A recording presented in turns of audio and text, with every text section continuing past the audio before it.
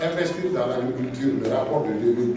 Et la FAO dit, malgré tout ce que je viens de vous dire, malgré les limites conceptuelles et empiriques, les meilleures données disponibles montrent que dans les pays à faible et moyen revenu, les investissements qui sont faits par les paysans.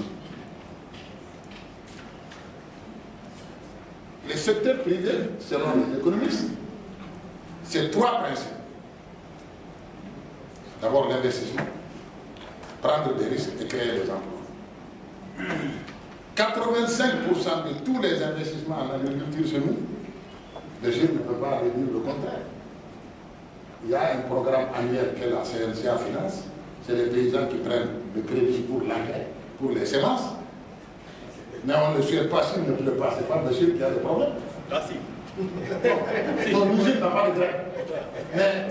Mais la banque va dire que les paysans ne vont pas rembourser. Voilà. Donc, premièrement, c'est nous qui investissons.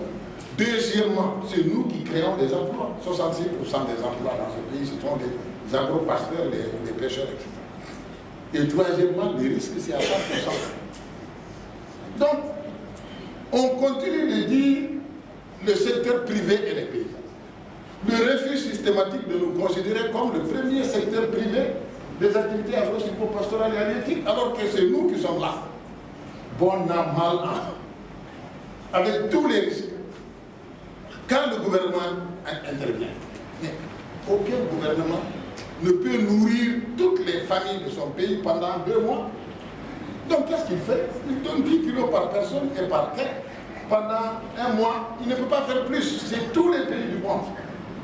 Alors donc vous voyez bien que quand il y a des questions difficiles, nous sommes face à Dieu. Les musulmans vont faire des prières à la mosquée, les catholiques à l'église, en attendant la prochaine campagne.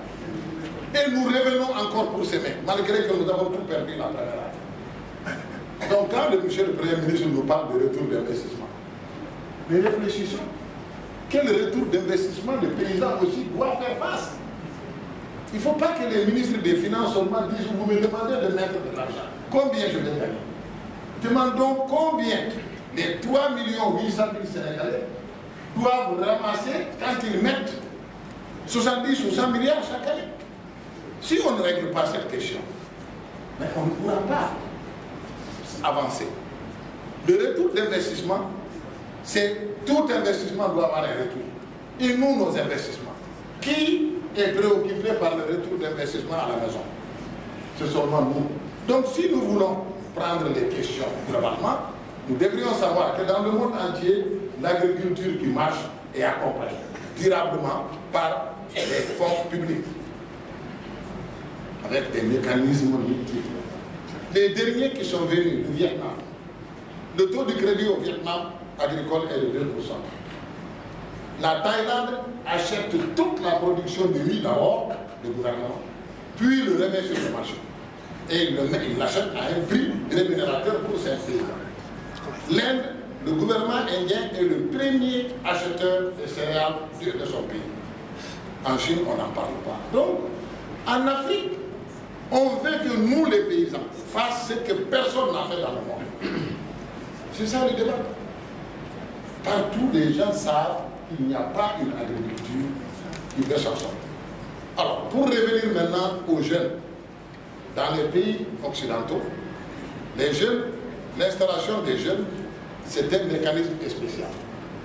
Un financement, les financements de 15 ans avec 4 à 5 ans de différé, taux d'intérêt zéro, avec la garantie que tu vas vendre tes produits à des prix rémunérateurs. Mais il n'y a pas de miracle. Et les gens, les paysans du monde entier à peu près ont les mêmes capacités. La différence, ce sont les politiques du monde. Il y a des politiques qui s'engagent pour 3% de leur population. L'Union européenne met 45 milliards d'euros pour 4% de sa population. Voilà, donc je pense que nous devrions prendre ces éléments en compte. Et le Premier ministre nous a parlé d'espace physique, de paquets, etc. Mais c'est aussi des espaces humains. C'est des hommes et des femmes avec leur histoire qui sont dans ces milieux, qui font du travail public. parce que la régénération des sols, la protection des ressources naturelles, etc. Donc moi, ce que j'ai voulu dire, c'est que le contexte et la responsabilité des acteurs doivent être sur la table. On ne peut pas demander à la CNCA de financer l'agriculture du Sénégal à un taux, alors que la Banque centrale met la CNCA sur la même ligne que la BICIS. La commission bancaire dit à la CNCA, le 28 février, tous les crédits que tu as octroyés doivent rentrer. Même s'il y a une calamité naturelle, sinon tu vas payer une pénalité. Et ça, c'est dans tous les pays. Et ça, c'est la Banque centrale des États de l'Afrique de l'Ouest. Alors, si les gouvernements disent on va mettre 10% de nos budgets, et que la Banque centrale peut taper et dit moi je ne sais pas la différence entre CNCA et BICIS, il y a problème. Et quand la Banque centrale décide que les mutuelles peuvent aller jusqu'à 28%, ils sont autorisés officiellement, 28%, alors que les mutuelles, elles sont où?